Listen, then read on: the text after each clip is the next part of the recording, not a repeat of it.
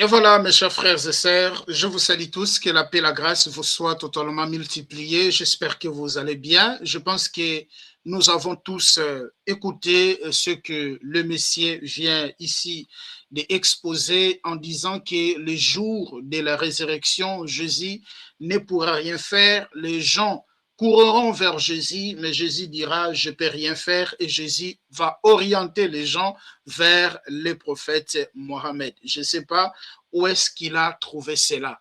Est-ce que c'est écrit dans la Bible?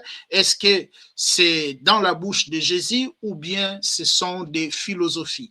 Voilà, nous ne sommes pas ici pour créer des débats inutiles ou des polémiques inutiles, mais c'est pour défendre la foi qui nous a été transmise une fois pour toutes, parce qu'il y a des faibles aussi qui peuvent tomber sur ces messages et détourner leur foi en Jésus-Christ. Nous avons tonnes de versets bibliques, nous avons tonnes de paroles de Jésus-Christ dans la Bible où Jésus assure les gens qui croient en lui que le jour de la résurrection, ils seront avec lui.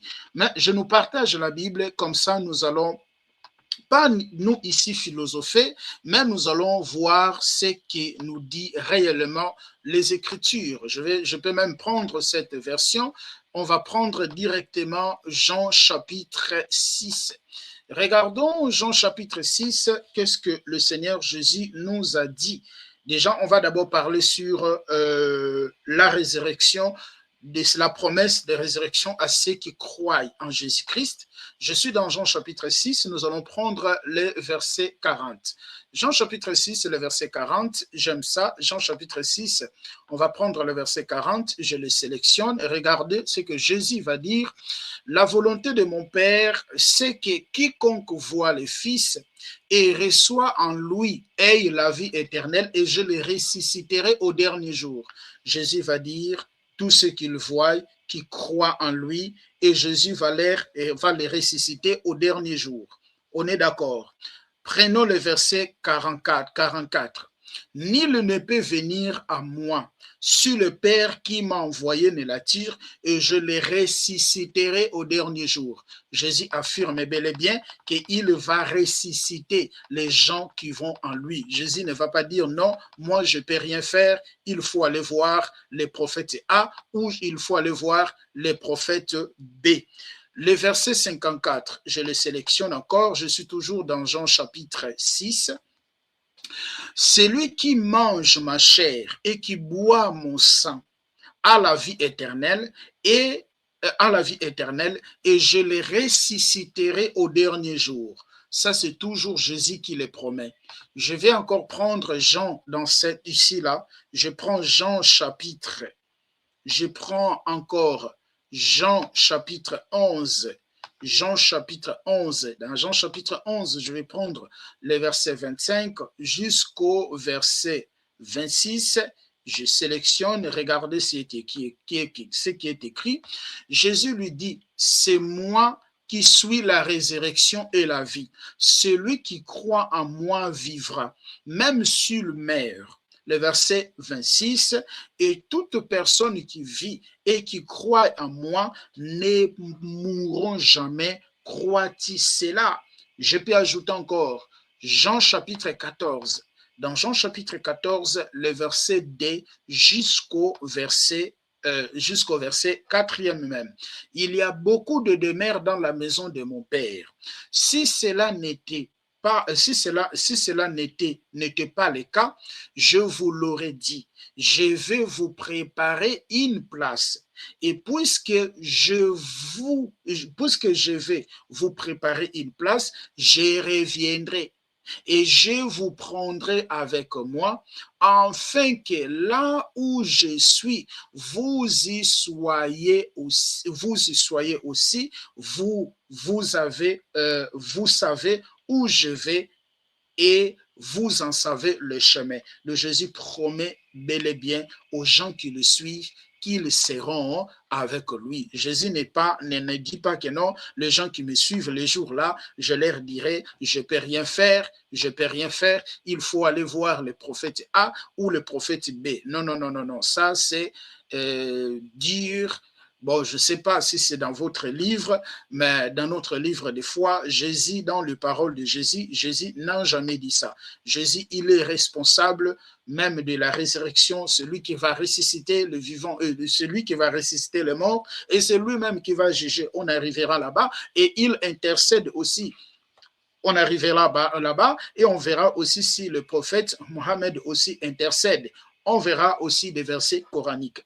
Luc au chapitre 20 à partir de son verset 34 à 36. Jésus leur répondit, les hommes et les femmes de ce monde se marient, mais ceux qui seront jugés dignes de prendre part au monde à venir ou au royaume des cieux et à la résurrection ne se marieront pas. Ils ne pourront pas non plus mourir car ils seront semblables aux anges et seront les enfants de Dieu en tant qu'enfants de résurrection. Je peux même prendre Jean chapitre 6, le verset 37.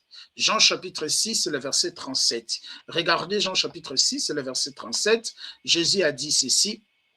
Jésus dit ceci, tous ceux que le Père me donne viendront à moi et je ne les mettrai pas dehors, c'est lui qui viendra à moi. Donc, la parole est claire. Jésus a bel et bien dit que tous ceux qui viendront en lui, Jésus ne les mettra jamais dehors. Jésus ne les mettra jamais dehors. Il ne mettra jamais dehors tous ceux qui viendront en lui. Bon, parlons maintenant des défenseurs et l'intercesseur. Lorsque vous prenez, mes chers frères et sœurs, ensemble avec moi, 1 Jean chapitre 2, le verset 1er, vous verrez qu'on nous présente Jésus étant l'avocat qui est auprès du Père, c'est lui le juste qui défend nos causes. Lorsque nous prenons ensemble avec lui, Matthieu chapitre 25, le verset 31 jusqu'au, on peut même commencer à partir de son verset 31, vous verrez que dans Matthieu, c'est Jésus qui viendra pour juger le monde. C'est Jésus qui jugera les nations. Je prends Matthieu chapitre 25. Bon, comment celui qui jugera les nations et le jour de la résurrection, il dira, je ne peux rien faire, il faut aller voir, je ne sais pas, Salalé ou Salam, je ne sais pas. Voilà, non. Regardez ce qui est écrit ici. Regardez ce qui est écrit ici, mes chers frères et sœurs. Je suis dans Matthieu chapitre 25. Lorsque le Fils de l'homme viendra dans sa gloire avec tous les anges, il s'assiera sur son trône de gloire, toute la nation sera rassemblée devant lui et il séparera les uns les autres comme le berger sépare les brebis des boucs. Le verset 33, il mettra les brebis à sa droite et le bouc à sa gauche. Alors les rois, il se présente étant le roi. Alors le roi dira à ceux qui seront à sa droite, venez, vous qui êtes bénis par mon Père, prenez possession du royaume qui vous a été préparé dès la création du monde. En effet, j'ai eu faim, Jésus va commencer d'expliquer, j'ai eu faim, alors et les gens vont dire, quand avons-nous vu sans les vêtements? Je peux même prendre déjà le verset 40 pour ne pas beaucoup lire. Pour ne pas beaucoup lire. Et le roi leur répondra, je vous ai dit en vérité, toutes les fois que vous avez fait cela, voilà de ces petits serments que vous l'avez fait. Le verset 41, ensuite il dira à ceux qui seront à gauche, éloignez-vous de moi, maudit, allez dans le feu éternel qui a été préparé pour le diable et pour ses anges. Vous voyez, qui va jeter les gens à l'enfer? C'est Jésus-Christ. Et qui mettra les gens au paradis? C'est Jésus-Christ. Le verset 42. En effet, j'ai eu faim et vous m'avez pas donné à manger et j'ai eu soif et tout. Après, on dit, il dira maintenant à ceux qui seront à ceux qui seront à droite, il dira, venez, voilà, venez, le béni, l'Éternel, voilà, ils entreront dans le royaume. C'est Jésus qui a le pouvoir. Et j'étais étranger, vous ne m'avez pas accueilli, et j'étais ni, vous ne m'avez pas obéi, et j'étais malade en prison, et vous ne m'avez pas rendu visite. Et ils répondront aussi, Seigneur, quand avons-nous vu enfamé et à soif ou étranger, ou ni ou malade, en prison, et il leur répondra, je vous l'ai dit en vérité, toutes les fois que vous l'avez fait, voilà, c'est là, vous avez fait, voilà, c'est à moi que vous l'avez fait. Et ils diront, je peux même descendre, et ils iront à la peine éternelle, tandis que les justes iront à la vie éternelle. Vous voyez? Donc, qui va décider? C'est Jésus-Christ qui va décider le jour-là. Donc, mais comment si c'est Jésus-Christ va décider le jour-là? Il va dire que Jésus, le jour de la résurrection, il dira, je ne peux rien faire, je ne peux rien moi, il faut aller voir le prophète A ou aller voir le prophète B. Non, non, non, non, c'est Jésus. C'est Jésus qui décidera, qui ira au paradis et qui ira en enfer. Parce qu'il est qui? Parce qu'il est le roi. Or, dans la Bible, nous avons le seul roi, c'est Dieu lui-même, qui est le véritable roi, qui a la capacité de décider si quelqu'un va en enfer ou quelqu'un va au paradis. Mais parmi aussi les gens qui suivent Jésus, il y a aussi les gens qui ne rentreront pas au paradis. Par exemple, les gens qui rejettent les gens qui rejettent son enseignement, les gens qui ne marchent pas en communion parfaite avec lui, les gens qui n'obéissent pas en fait sa parole. Par exemple, lorsque le faux, par exemple, je prendrai le faux. Lorsque vous prenez Matthieu chapitre 7, le verset 21 jusqu'au verset 23, Jésus dit, c'est pas tous ceux qui me disent Seigneur, Seigneur, entreront dans le royaume de mon Père, et plusieurs viendront ce jour-là, diront, n'avons-nous pas prophétisé par ton nom, n'avons-nous pas chassé les démons par ton nom, je leur dirai, je ne vous ai jamais connu. Donc, il a dit, ce n'est pas tous ceux qui me disent Seigneur, Seigneur. Donc, parmi les gens qui lui disent Seigneur, Seigneur, il y a ceux qui entreront et il y a ceux qui ne rentreront pas. Pourquoi les gens ne rentreront pas? C'est parce que ces gens-là, ce sont les ouvriers de l'iniquité. Donc, ce sont les gens qui n'ont pas connu une repentance sincère. Donc, Jésus, Jésus, c'est lui qui aide, c'est celui qui aide le croyant, c'est lui qui sauvera, c'est lui qui ressuscitera le croyant. Ok? C'est lui qui va ressusciter. Il n'y a pas un autre. Il n'y a pas un autre. Et Jésus aussi est présenté comme un intercesseur, avocat ou médiateur. Les croyants au jour du jugement. Lorsque vous prenez, par exemple, Hébreux chapitre 7, le verset 25, lorsque nous prenons par exemple Hébreux chapitre 7, le verset 25, regardons ce qui est écrit dans Hébreux chapitre 7, rapidement, Hébreux chapitre 7, Hébreux, le livre d'Hébreux, est-ce que je suis là? Hébreux chapitre 7, Hébreux 7, oui, le verset 25, Hébreux 7, le verset 25, et je le sélectionne, regardez. Par conséquent, il peut aussi sauver parfaitement ceux qui s'approchent de Dieu au travers lui, puisqu'il est toujours vivant pour intercéder en leur faveur. Donc, Jésus, il sauver les gens qui s'approchent de lui parce que jusqu'aujourd'hui, Jésus intercède en faveur des vivants. Ok? Intercède en faveur des vivants. Et lorsque nous prenons 1 Timothée chapitre 2, le verset 5, on dit qu'il n'y a qu'un seul médiateur entre Dieu et les hommes. Entre Dieu et les hommes, c'est Jésus-Christ homme. Or, en réalité, ça c'est un langage qu'on viendra expliquer. Normalement, l'être humain ne peut pas être un médiateur entre Dieu et les hommes. Ok, ne peut pas être même médiateur entre Dieu et les hommes parce qu'aujourd'hui, on ne voit plus Jésus. Jésus n'est plus vivant. Jésus, pardon, entre guillemets, il n'est plus sur la terre physiquement. On ne voit plus Jésus physiquement. Il est parti au ciel. Mais comment au ciel il sera un médiateur entre Dieu et les hommes? On reviendra pour essayer d'expliquer ces versets. Lorsque nous prenons par exemple Luc chapitre 12, le verset 8, on dit quiconque me confessera devant les hommes, quiconque me confessera devant les hommes, le Fils de l'homme confessera aussi devant les anges de Dieu. Donc Jésus, il a bel et bien promis la résurrection. Il a bel et bien promis qu'il c'est lui qui intercède pour les croyants et c'est lui qui est même la résurrection. Voilà. Et c'est lui qui accueillera le jour de la résurrection. Parce que lorsque nous prenons Jean chapitre 6 et le verset 39, Jésus va dire, je ne perdrai rien de tout ce que tu m'as donné, mais je les ressusciterai au dernier jour. Donc c'est Jésus même qui ressuscite, mes chers frères et sœurs. Même le jour du jugement, qui jugera? Je vais prendre Matthieu chapitre 5, non, Jean chapitre 5 à partir de son verset 22.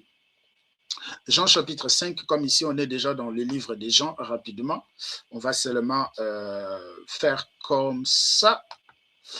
Voilà, je vais prendre déjà Jean chapitre 5, je suis bel et bien dans Jean chapitre 5. Je pars un peu rapide parce que je ne veux pas que la vidéo soit longue. Et voilà. Allez, on va prendre le verset 22. Le Père ne juge personne, mais il a remis tout jugement au Fils, afin que tous honorent le Père comme il honore les Fils. Donc Jésus va dire, le Père ne juge personne, mais il a remis le jugement au Fils, afin que tous honorent le Père comme il honore le Fils. Tous honorent le Fils comme honore le Père. Donc on voit déjà ici Jésus qui dit que c'est lui qui jugera, et Jésus ici exige l'adoration. Bon, on n'est pas dans la divinité de Jésus, sinon j'allais démontrer beaucoup de choses, mais on avance. Celui qui n'honore pas le Fils n'honore pas le Père qui l'a envoyé. En vérité, je vous l'ai dit, celui qui écoute ma parole et qui croit à celui qui m'a envoyé a la vie éternelle et ne vient point en jugement, mais il est passé de la mort à la vie. Est-ce que vous voyez ça? Donc Jésus va dire, hein, c'est lui qui écoute ma parole a la vie éternelle et il ne vient pas au jugement et il a passé de la vie à la mort. On peut rapidement descendre jusqu'au verset 29. Ceux qui auront fait le bien ressusciteront pour la vie. Mais ceux qui auront fait le mal ressusciteront pour le jugement. Donc c'est Jésus qui dit, ceux qui auront fait du bien, ils ressusciteront. Il sera là. C'est lui qui jugera. Il n'y en a pas un prophète, il n'y en a pas un je ne sais pas qui sera là. Non, c'est Yehoshua. C'est Jésus qui sera là. C'est lui qui jugera. Le verset 30, je ne puis rien faire de moi-même selon ce que j'entends. Voilà, donc on voit que ce Jésus qui sera là, qui va juger. Ce n'est pas un prophète A ou un prophète B, mes chers frères et sœurs. Ne vous laissez pas séduire par beaucoup de philosophies, beaucoup de français. Non, mes chers frères et sœurs. Bon, on voit que dans tout ce que je viens de vous démontrer, Jésus est présent comme un médiateur, un intercesseur, et Jésus, il est défend des croyants, et Jésus, il est là comme le juge. C'est lui qui va juger. Mais maintenant, regardons, est-ce que le prophète Mohammed est-il aussi présenté dans le Coran comme médiateur et intercesseur qui défend le croyant? Bon, dans le Coran, tout ce que nous devons savoir, je vais nous donner quelques sourates. Dans le Coran, toute intersection dépend entièrement de la permission d'Allah. Donc, pour que le prophète intercède dans le Coran, il faut que Allah lui permet. Si Allah ne le permet pas, il ne peut pas le faire. Mais Jésus n'a pas besoin d'une permission. Est-ce que vous voyez ça? Jésus n'a pas besoin d'une permission, on va le voir. Lorsque vous lisez dans sourate 2, verset 255, on dit qui peut intercéder auprès de lui sans sa permission. Sans sa permission. Donc Allah dit, personne ne peut intercéder auprès de lui sans sa permission. Là, vous le trouverez, bon, je n'ai pas ici le Coran en ligne, j'ai essayé de le mettre, mais ça me complique un peu. Je vais faire en sorte que je puisse chercher un moyen de voir vraiment un Coran en ligne, comme ça je peux vous donner balancer des sourates. Lorsque vous lisez même sourate chapitre 2, le verset 255, Allah dit que personne ne peut intercéder sans sa permission. Ok? OK? Est-ce que vous le voyez? Mais Jésus n'a pas besoin de la permission pour qu'il intercède, parce qu'il est lui-même le roi. Lorsque vous prenez Sourate 20, le verset 109, on dit, ce jour-là, l'intercession ne profitera qu'à celui à qui le tout miséricordieux aura donné permission et dont il agréera la parole. Donc, on dit que les jours là,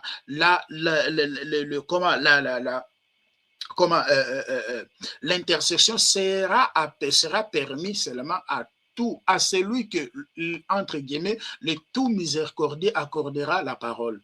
Est-ce que vous voyez ça? Le prophète Mohammed, intersection, le Coran évoque, voilà, est-ce qu'on peut, lorsque vous prenez par exemple Sourate 17, le verset 69, on dit ton Seigneur t'accordera bientôt une position. C'est là où les musulmans disent, voilà, explique que le prophète a une position louée. Mais en réalité, lorsque vous regardiez dans le Coran et que le prophète ne peut pas intervenir, ne peut pas intercéder sans la permission d'Allah. Et Jésus est souvent présenté comme un médiateur direct entre Dieu et les hommes dans les versets que je viens de vous lire là. Le verset que je viens de démontrer, par exemple 1 Timothée chapitre 5, le verset 2, par exemple Hébreux chapitre 7, le verset 25. Mais les prophètes, dans l'islam, le prophète ne peut pas agir indépendamment d'Allah. Donc, il dépend d'Allah. Et son intersection n'existe que par la permission divine. D'après le sourate qu'on vient de lire là, d'après sourate 20, le verset 119, sourate 2, le verset 255, voilà, d'après ces deux sourates, vous verrez qu'il ne peut pas intercéder sans la permission d'Allah. D'après sourate 2, 255, sourate 20, 109 et sourate 17, le verset 79. De lui, il ne peut pas intercéder sans la permission d'Allah. Il faut que l'Allah lui permet. Et Allah reste le seul juge absolu. Mais lorsque vous prenez, par exemple, sourate 39, le verset 44, Allah reste le seul juge absolu dans tous ces sourates qu'on vient de lire. Mais vous verrez que Jésus, c'est lui qui jugera. C'est lui qui jugera. Jésus est présenté comme un médiateur direct à Dieu et les hommes, mais Mohammed peut intercéder seulement qu'avec la permission d'Allah. Donc, si nous faisons les comparaisons, et le nature, par exemple, lié à cette intercession permanente est liée au salut. Donc, l'intercession de Jésus est permanente et liée au salut, mais l'intercession du prophète Mohammed accordée par Allah qui est au jour du jugement. Qui est au jour du jugement. Jésus est fils de Dieu et le prophète, c'est le serviteur. Est-ce que vous voyez ça? Est-ce que vous voyez, mes chers frères et sœurs? Vous voyez, mes chers frères et sœurs? 1 Timothée chapitre 2, le verset 5, je nous ai démontré, je nous ai donné Hébreux chapitre 7, le verset 25. On a lu Jean chapitre 5, le verset 22. Et je nous ai démontré que dans le Coran, sourate chapitre 2, le verset 255, sourate 39, le verset 44, le sourate qui vient de vous en donner, que les prophètes peuvent intercéder, mais sous l'autorité d'Allah. Sous l'autorité d'Allah. Sous l'autorité d'Allah. Il ne peut pas intercéder par lui-même. Et son intercession n'est pas permanente. Mais ce qui est différent à Jésus, ce qui est différent à Jésus-Christ, ce qui est différent à Jésus-Christ, ce qui est différent à Jésus-Christ, mes chers frères et sœurs. Donc ne vous laissez pas troubler par des philosophies, par des beaux français. C'est Jésus-Christ qui est le sauveur. C'est Jésus qui est le sauveur. C'est Jésus qui jugera au dernier jour. Le dernier jour, c'est Jésus qui jugera. Jésus ne dira pas « je ne vous ai jamais connu ». Donc, il dira « je ne vous ai jamais connu » à ceux qui commettent l'iniquité. À ceux qui commettent l'iniquité, il dira, je ne vous ai jamais connu. Mais à ceux qui sont de lui, Jésus ne va pas les rejeter. Voilà, mes chers frères et sœurs, c'était juste pour que nous ne soyons pas emportés à tout vent des doctrines parce que nous vivons un moment de la séduction spirituelle. Merci à vous tous, que le Seigneur Jésus-Christ vous bénisse et on se dit à la prochaine. Soyez abondamment bénis. Merci. Au revoir. Likez la vidéo si elle vous plaît, et si vous êtes nouveau sur la chaîne, n'oubliez pas de vous abonner et d'activer la cloche de notification afin de ne rater aucune de nos vidéos.